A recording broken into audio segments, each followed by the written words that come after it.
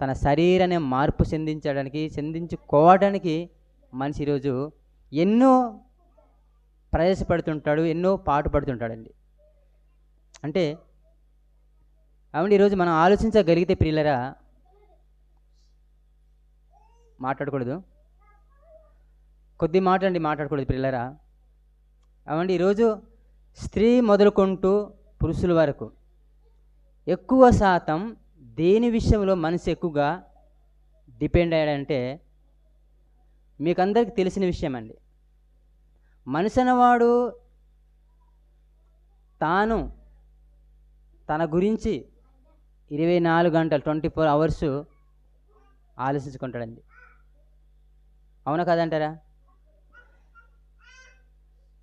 పడుకొని మొదలుకుంటూ లేసేంత వరకు మనిషి దేని విషయం ఆలోచిస్తాడంటే కేవలం తన శరీరాన్ని గురించి మాత్రం ఆలోచిస్తాడు.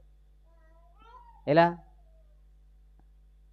నిజంగాండి, గడప దాటిన నుంచి తన గురించి ఆలోచిస్తాడు. తన రూపురేఖలు మార్చుకోవడానికి మనిషి ఇష్టపడతాడు. ఎలాగా? తన శరీరాన్ని రూపురేఖలు మార్చుకోవడానికి ఇష్టపడుతుంటాడు. స్త్రీలు అయితే చెప్పవసరం లేదండి. స్త్రీలు అయితే నిజంగానండి చెప్పవసరం లేదండి. అంటే ఒకసారి ఆలోచించాలి పిల్లరా. ఏమండి, మనసు మార్చుకోవడానికి ఈరోజు మనిషి అన్నవాడు ఇష్టపడే, కానీ తన మనిషిని శరీరాన్ని మార్చుకోవడానికి 24 అవర్స్ 24 గంటల్లో నేను ఎదుటి వానికి ఎలా కనిపించాలనేసి అనుక్షణము తన శరీరాన్ని మార్పు చెందడానికి 24 అవర్స్ తన వస్త్రాలను ఏం చేసుకుంటాడండి? 5 నిమిషాలు, ఒకసారి 5 నిమిషాలు మార్చుకుంటుంటాం కదండి. బట్టలు మార్చుకుంటాం.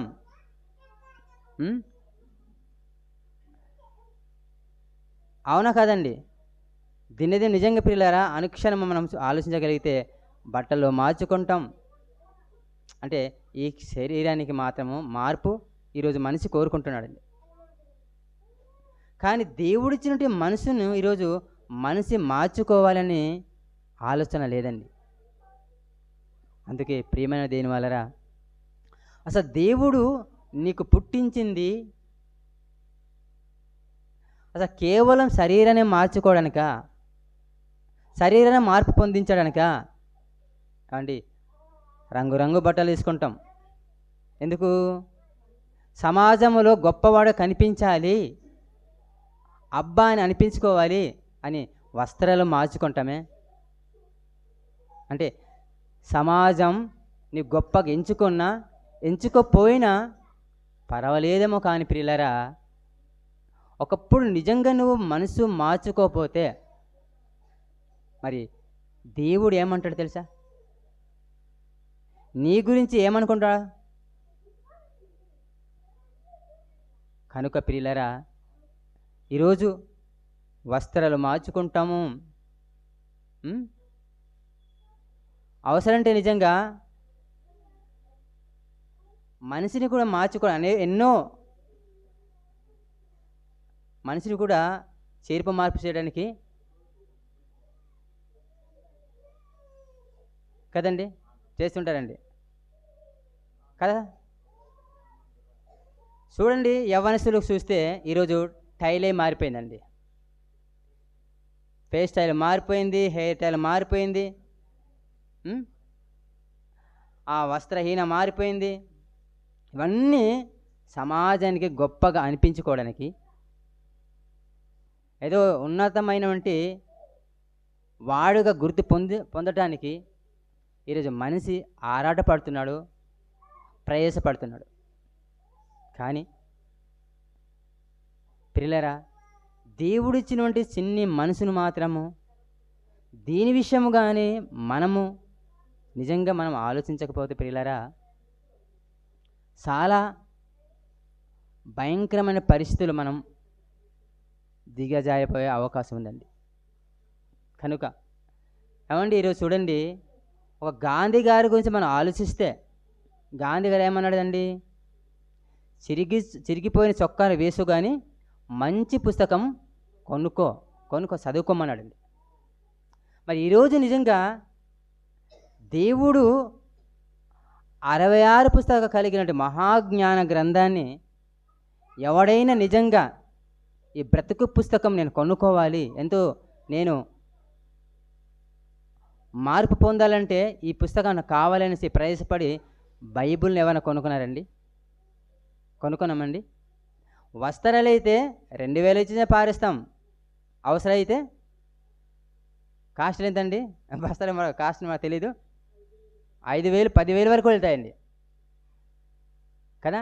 స్త్రీలు అయితే నాకు పట్టు చీర కావాలనేసి భర్తను టార్చర్ పెట్టే స్త్రీలు లేరంటారా?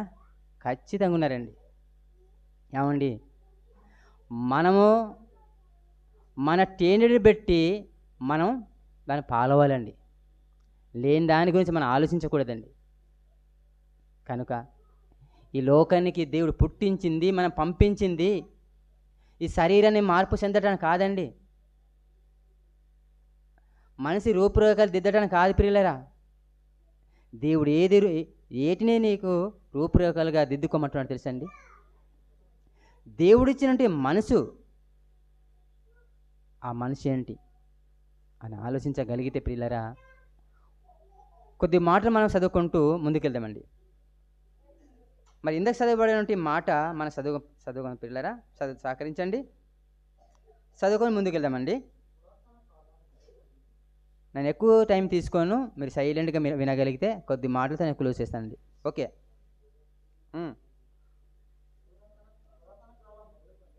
పురాతన కాలం మొదలుకొని ఆశనగు దేవుడు మారు మనసు లేని వారి తనకు భయపడిన వారికి ఉత్తరమిచ్చును అంటున్నాడు. తమతో సమాధానముగా ఉన్నవారికి వారు బలాత్కారం చేదురు, తాము చేసిన నిబంధన అతిక్రమించుదురు అంటున్నాడు. పిల్ల ప్రేమేంటి దేని వల్లరా? దేవుడు నిజంగానండి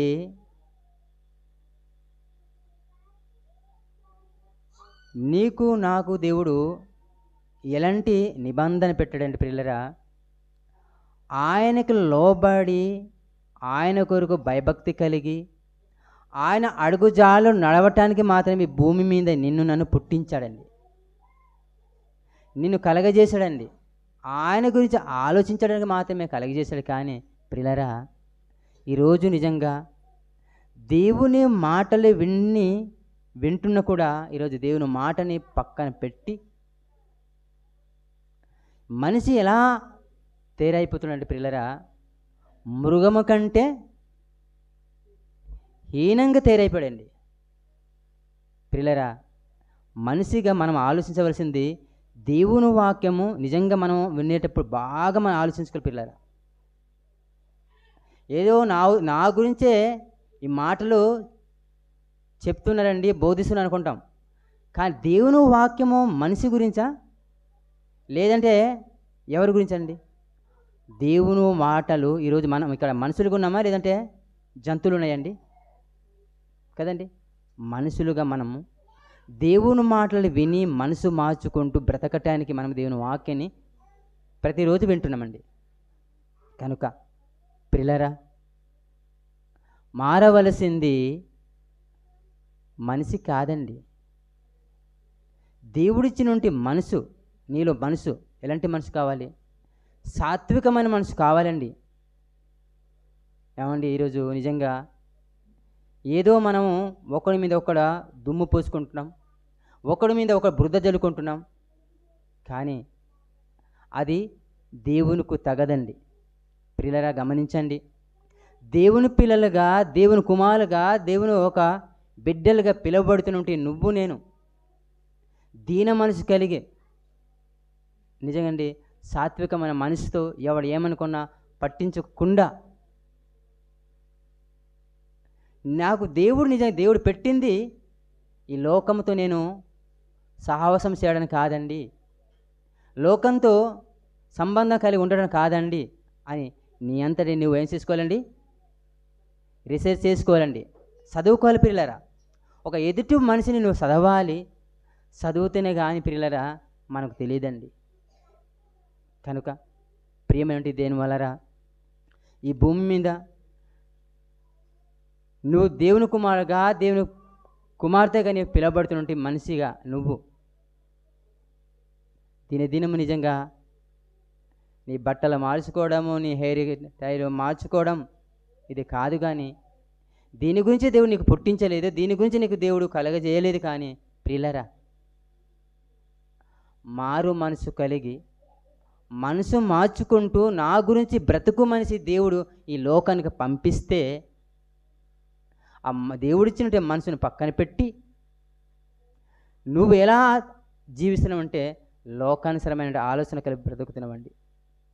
అందుకే దేవుడు బాధపడుతున్న పిల్లలారా. ఏమండి, ఈరోజు మనిషిగా ఆలోచించవలసింది ఎవరో గురించి కాదండి, ఎదుటి వాని గురించి కాదు పిల్లలారా. ముందుగా నీ గురించి ఆలోచించుకుంటూ మనసు మార్చుకుని బ్రతకగలిగితే సరే. ఒకప్పుడు మనసు మార్చుకోకుండా నువ్వు జీవిస్తే చాలా ప్రమాదకరమైనటువంటి పరిస్థితి ఎదురొస్తాయి పిల్లరా. కనుక ఇంకో మాట చూద్దాం పిల్లరా. లూకాసు వార్తకి వెళ్దాం పిల్లరా. లూకాసు వార్త 3వ అధ్యాయం 8వ వచనం అండి. లూకాసు వార్త 3వ అధ్యాయం 8వ వచనము మనం చూడగలిగితే ప్రియమైనటువంటి దేని వలన చదివి సహకరించాలండి. అందరు కూడా బైబిల్ తీయాలి, అందరు బైబిల్ చూడాలి. 3:8 అండి. ఓకే, చదండి.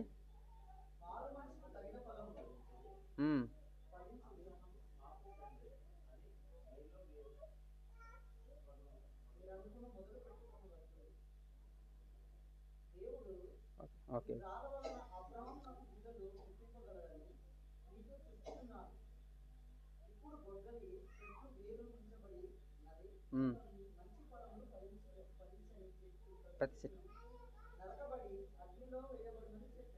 ఓకేనండి.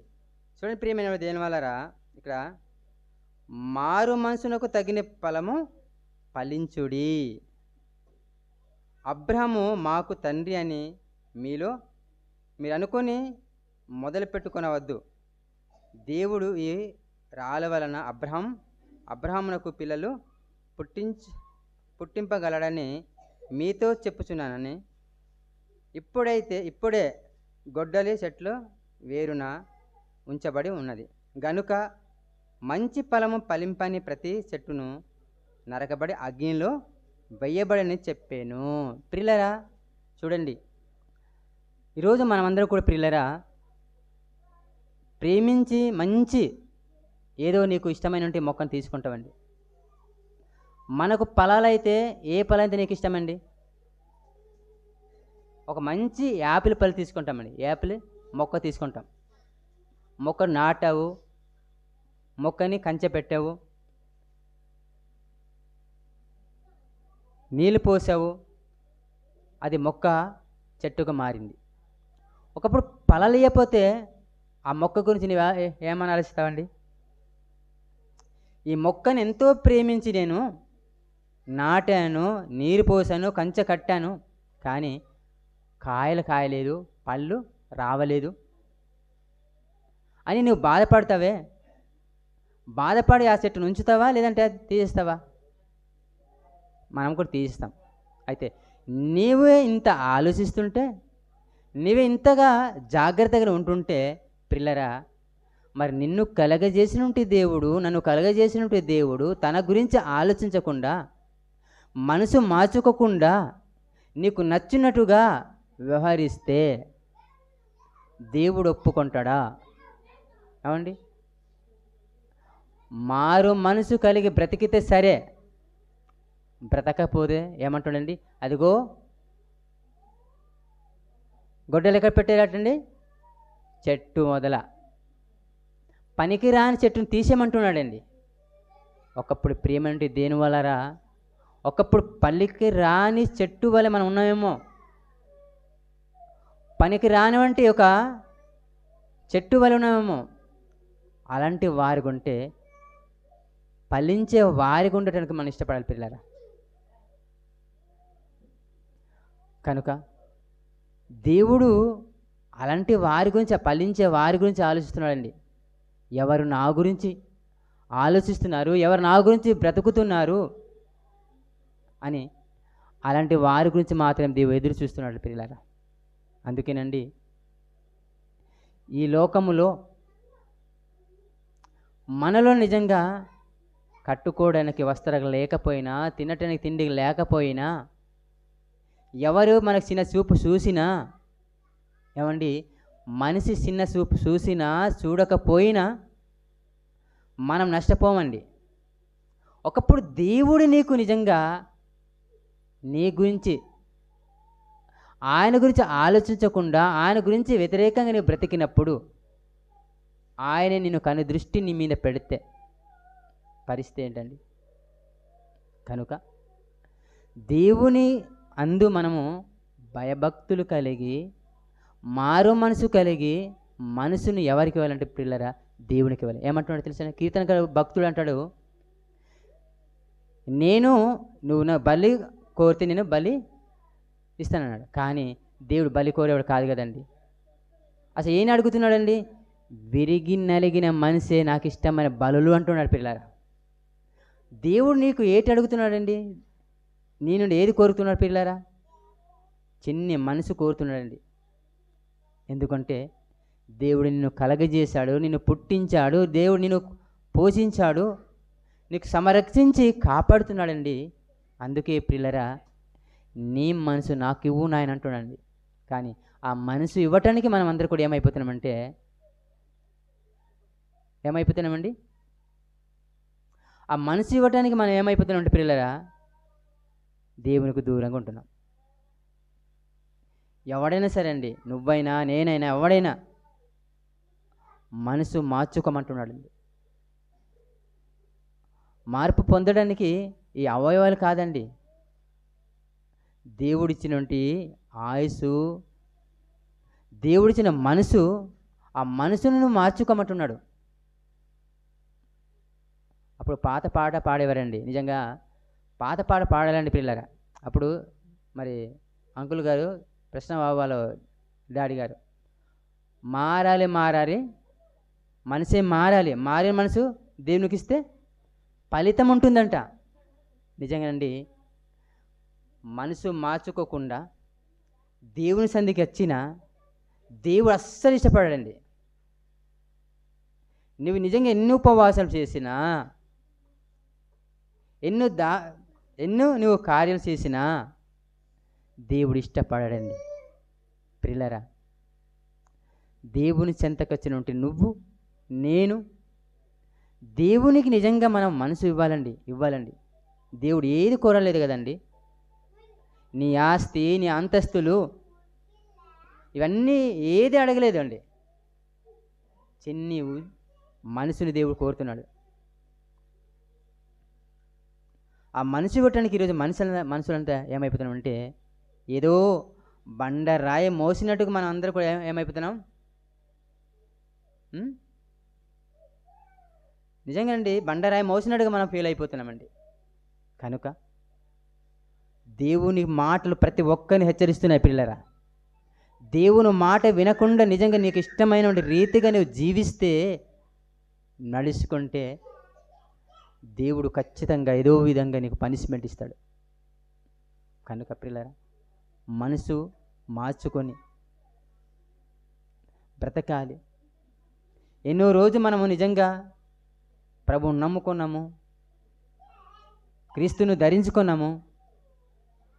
మరి ధరించుకుని ఉంటే నువ్వు నేను ఏదో కాలక్షేపంగానే ఉండిపోతున్నామండి. కాలక్షేపంగానే మనం ఉంటున్నాం. అయితే భయం అనేది మనలో రావట్లేదు పిల్లరా. కనుక ప్రతి చెట్టు దగ్గర, అంటే చెట్టు మొదల గొడ్డలు ఎందుకు ఉంచుతారండి? చెట్టు నరికేయడం ఇది పనికి రాదు కనుక నరికేమంటున్నాడండి. అలాగే ప్రియులరా, సంఘములో ఎవరైనా ఒకప్పుడు దేవునికి ఇష్టంగా బ్రతకపోతే, ఇష్టంగా జీవించకపోతే, వీడు ఉండడమే వేస్ట్, భూమి అంతా బరువైపోతుంది, తీసేయమంటాడు. అది సంభవించకుండా ఉండాలంటే ప్రియులరా, మన మనసు మార్చుకుంటూ నడుచుకోవాలి, మనసు మార్చుకుంటూ జీవించాలి, మనసు మార్చుకుంటూ బ్రతకాలండి. నిజండి. దేవుని చెప్తున్న మాట వినం కానీ ప్రియులారా, ఈరోజు మనిషి చెప్తున్న మాట వింటామండి. ఖచ్చితమండి. ఏదో ఒక మాట అంటే దాన్ని పదే పదే పదే గుర్తు చేసుకుంటూ పనికి రాని దాని గురించి మాట్లాడతాం. కానీ దేవుడు మార్పు చెంది మారు మనసు కలిగి నా చెంతకు రా నాయనా అని దేవుడు ఆహ్వాన పలుకుతుంటే, దేవుని మాటను లక్ష్యం చెయ్యక మనిషి చెప్తున్న మాటను చెవి ఒగ్గి వింటాం. కనుక ప్రియమైనటువంటి దేని వలరా, క్రీస్తును ధరించినందుకు, క్రీస్తును నమ్ముకున్నందుకు మనందరూ కూడా నిజంగా